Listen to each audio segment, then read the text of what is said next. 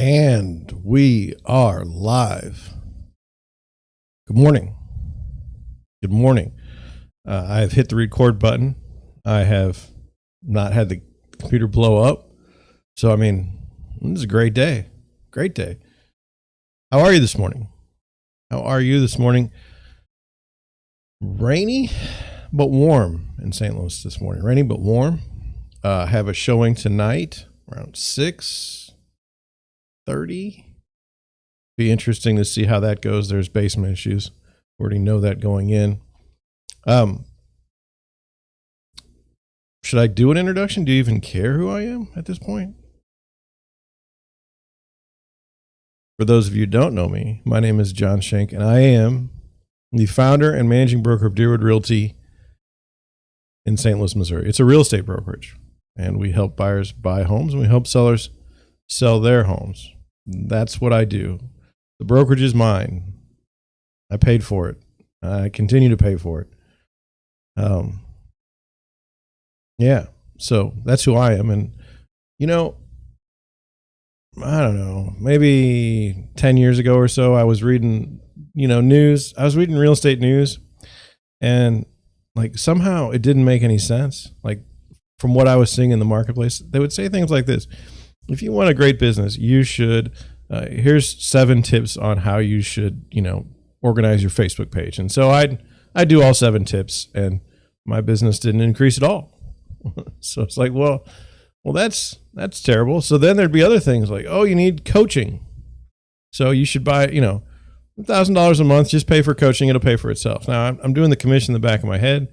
And I'm saying, I don't know that means I got to sell 2 more houses this year just to pay for the coaching. I don't know that makes a whole lot of sense. I don't really want to work that hard just to pay someone else. That doesn't make any sense. And so, as I went along, I noticed a lot of the news was just bizarre, strange, not really rooted in reality. Now, of course, there's different techniques, different things that go on in different parts of the country. For instance, in St. Louis, we have basements, and like Texas, my understanding is they don't. Florida, they don't.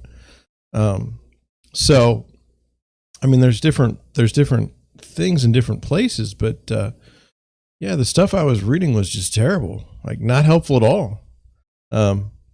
And so then I got to looking at it, and a lot of the articles written on the internet were written by someone who doesn't do real estate on a daily basis. They don't do real estate at all. They blog about food and entertainment and sometimes politics, but no one actually in the business talking about it. And I thought that was a little bit weird. And so from that experience, I started blogging on my own website. And then after a while, I was like, I don't want to blog anymore. It takes me too long. And so I started live streaming, and the Deerwood Realty live stream came into being. And so now we've done it for a couple months. It's okay. It's going well. We have better days. Every episode isn't a winner. Let's be honest. So anyway, that's who I am. That's what I do. I practice real estate during the day. And then at night, I do a live stream, Our Nature of Employment, which talks about employment issues, all the weird things that are going on in the employment world, and why we have jobs, and why are they soul sucking, and, why are the laws from the 1920s and not relevant to today? These kinds of things. So if you want to watch that, that's at 9:00 Central Times. Every live stream I do is Monday through Saturday. We have a podcast that's also shown on YouTube. However, this past 2 weeks, I've been working with a new employee, and I don't have my podcast up and running right now. I will get back to that next week, hopefully, if things go well. So, because, I'm in the business, and because we have to have things to talk about, I got a call yesterday from a buyer, well qualified, and he said, "Hey man, I think I'm going to start looking at investment property again. I was looking for a single family home for myself, but I think I'm going to look at investment property now. Now I'm thinking to myself, and this isn't a criticism, we can't even find you a single family home in your budget. Like, we're getting blown out of the water every time we go look at houses, and now we're going to go find an investment property. And so that was kind of interesting. And where it really gets interesting is this. Everyone I've talked to that goes into the investment property route always has a friend that just bought like an investment property, and like they just bought it. And so the friend is like always telling my clients like, oh, it's the greatest thing ever. You should rent property and it's going to be really great. And then I see it on Instagram. I see it on Instagram. Everybody on Instagram's making millions of dollars because they're renting out property. They're so smart. And it's like, interesting. So now we're going to go look for rental property, and we can't even afford a single family home, but we're going to do that. So, okay. And it's a larger part of what I would say is a journey for buyers. When we first talk to a buyer, they may say they want to buy a house that's costs X amount of dollars in a certain part of town, but that might be too much to start. They may just say, I think I need to buy a house. They say, okay, well, let's at least get a pre-approval or something so we know what you can afford. I do that for two reasons. One, it kind of narrows the pool down. If you can only afford a $400,000 house these days, then we shouldn't be looking at $700,000 houses. All right, that seems self-evident, but it's not. Then once we have that number, then it's a question of, well, where do you want to live? And that's an important question, because at least in St. Louis, people tend to screw this one up. Look, I don't care if you want to live in Webster Groves. I don't care if you want to live in Kirkwood. I don't care if you want to live in Afton. Okay. I don't care if you want to live in Sunset Hills. I don't care if you want to live in DePere. You got to pick someplace. Okay. You've got to pick someplace. We can't be driving from DePere to Afton to Creve Coeur to St. Charles. It's just, that's not going to work. You have to figure out where you want to live. Now you say, well, I don't really care. I just want to find the cheapest house and the most house for the cheapest amount of money. You don't. You think you do, but you don't, because it's going to put you in areas that you don't want to be in. So that's not true. That's not true. And you say, well, why should I choose X, Y, or Z? You can choose it for any number of reasons. Number one, do you like the architecture? Do you like the style of the neighborhoods that are the predominant neighborhoods in the municipalities? Do you like the school district? Do you think that the school district is one in which people would actually pay at some point in time to go live in those areas, or has been consistently strong for many years? Do you like, is it close to your favorite bar, your favorite restaurant? Is it close to your job? Do you have to drive to work? Do you have to commute to work? Is it close enough that you can live there? Now, I had one doctor client one time, and he's like, I want to be within 15 minutes of the hospital. That's it. That's what I want. We'll find the nicest house within it's perfect. Perfect. But as we go along that journey, we have to refine over time. So let's say we start off and we say, well, I'm not exactly sure. So we start looking at houses, and of course, another question you have to answer is, are you looking at a condo, or are you looking at a single family home, or are you looking at a duplex? What are we trying to buy here? Okay. You say, well, I don't know. I kind of want to buy a condo. I kind of want to buy a single family home. No. We're wasting our time. You want to buy a condo, or do you want to buy a single family home? It's that easy. You say, well, I don't know. I kind of don't want to do my yard, and but then again, condo fees are kind of pricey. Look, you're never going to get anywhere if you don't make some decisions to start, and that's one of them. So now you've made your decision. You want to buy a single family home. Now, you can pick a couple of areas to get started, but what people don't realize in the process is, like, you have a car, okay, you have access to all the listings. Start driving around and looking at them. Look at the neighborhoods. Look and see if you want to live there. That's the thing to do. Don't just get online and look at one listing and then call me and say, hey, I want to go see that house, when you don't even know what the neighborhood looks like. It might be right next to a gas station for all we know. So that's not a good plan. So anyway, what usually happens then is we start to refine, and then we find things. Then we find things that you want. But it's a process. It's a journey. I wrote a blog post one time that buying a home is a journey, and it certainly is. It's got its emotional ups and downs as well. Like the thought at the beginning is, oh my God, we're never going to find a house, to, oh my God, I don't know what we're doing. I mean, it just goes on and on and on. So that's why you need a real estate agent. Now,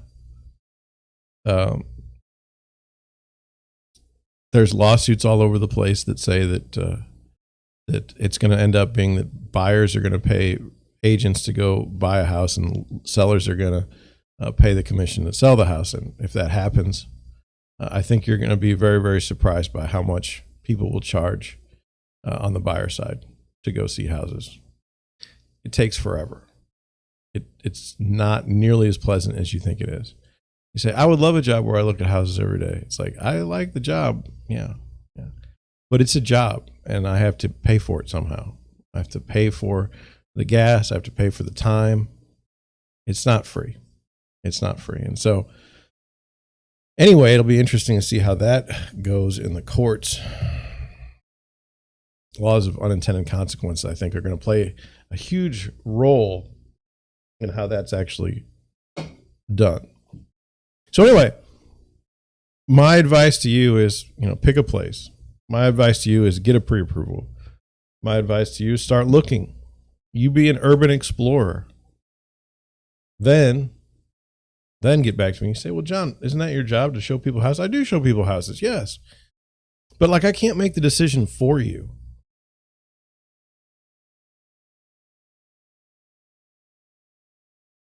I can only help you come to a decision. That's the best I can do.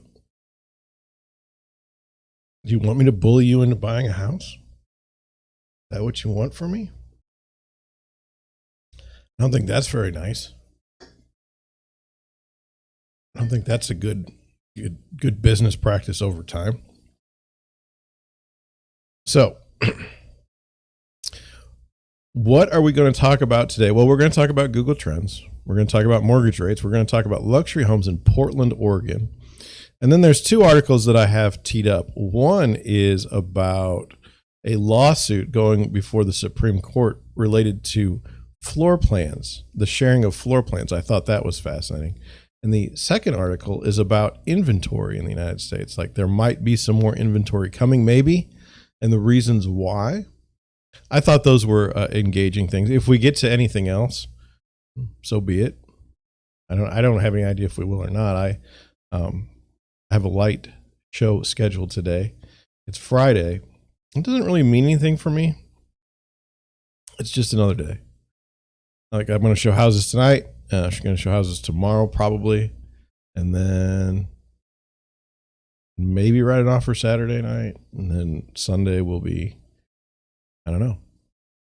Going to be interesting. But I do know that, like I said, I'm not going to live stream on Sundays anymore. It's too much. You need one day of perfect rest, as much as you can get it.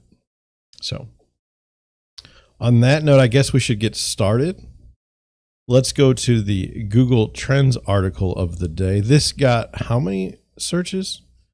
I don't know. I didn't keep it. I think it was 100,000. But I don't know. I didn't write it down. I'm sorry. Let me get this in order. Okay, here we go. Ready? It's on BuzzFeed. I don't even know if BuzzFeed's going to continue in business. I really don't know. But I thought this was an interesting article. Now, I don't know if you're following the Johnny Depp lawsuit. I haven't been watching it every moment, but apparently what's occurring during the lawsuit is a very terrible. These are not good people, doesn't seem. Anyway, it says Amber Heard promised millions of dollars of her divorce settlement to the ACLU, but it's only received less than half of that. It says Amber Heard's ex-boyfriend Elon Musk might have made part of the donation, the ACLU believes. Now look, Elon Musk, we talked about him all the time. He is in the news every week for something. And now, I mean, he dated Amber Heard like, I don't know how long ago. But it makes me laugh because it's like, I mean, even stuff he did in the past is now coming up in popular news circles. So let's just analyze the headline. Amber Heard promised millions of dollars of her divorce settlement to the ACLU, but it's only received half of that. So this article to me makes Amber Heard look bad because she made a promise and didn't fulfill it. That's what the headline is. Okay, I don't know. We'll have to continue. Down in the article, it says, after promising to donate half of her $7 million divorce settlement to the ACLU in 2016, Amber Heard personally gave and arranged for others to donate less than half of that, an official with the organization said Thursday. Now, Terrence Doherty, the ACLU chief operating officer, said pledges of donations typically don't call all at once and that Heard never agreed to a schedule of payments. I don't know when, like, why are you talking about this? Like, most organizations don't talk about their donations. I don't think. Anyway, we reached out to Heard starting in 2019 for the next installment of her giving, and we learned she was having financial difficulties. Now, it takes some chutzpah to go after somebody like, hey, you said you're going to give us $3 million or $3.5 million. Your next payment is due. I mean, you have to be on a different planet to think that, like, that's totally normal. Like, that these organizations are on the up and up for that. Doherty said Heard donated $350,000 to the ACLU very soon after August 2016, when she said in a statement that she would donate half of her divorce settlement to the ACLU and the other half to Children's Hospital Los Angeles. At some point, her ex-husband, Johnny Depp, donated $100,000 to the ACLU on her behalf, and another $500,000 and another $350,000 were donated on her behalf, bringing the total to $1.3 million donated out of the $3.5 million promised. Doherty said he believes the $500,000 donation came from a donor-advised fund set up by Elon Musk, Heard's former boyfriend, but that's not conclusive. So we're getting money and we don't know where we got it from. The ACLU would say, well, why should we have to tell you? The scrutiny of Heard's giving comes as a trial is underway in the $50 million defamation lawsuit Depp filed against her.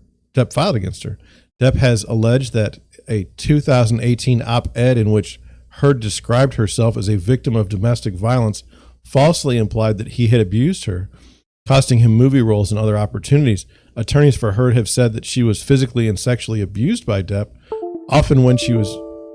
Oh, gosh.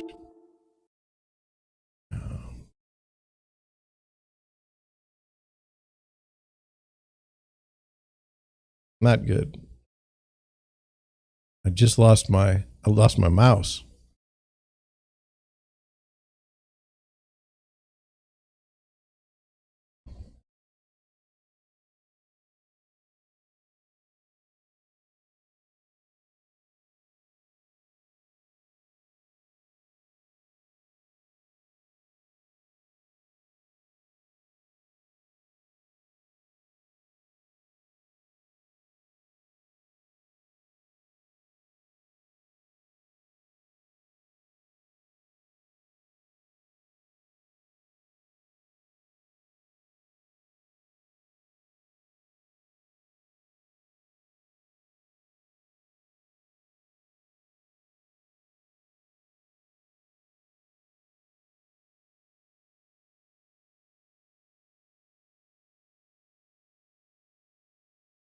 This is hilarious. If you are still there, cool. But I have no mouse. So I can't move around.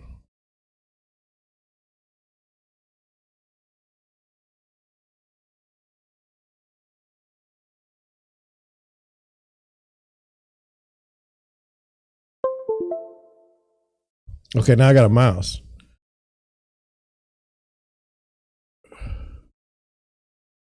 It says an error occurred with the output. Please check your streaming recording settings. Okay, so I'm in. I'm still live. I just don't have my. This is hilarious. What do I have not working? Oh.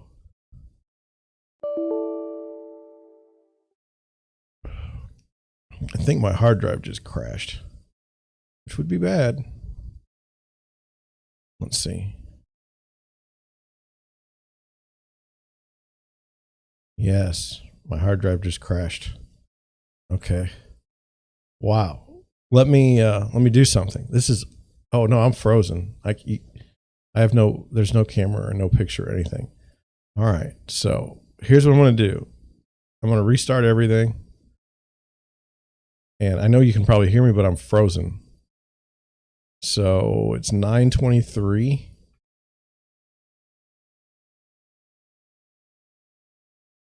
It's 9:23. I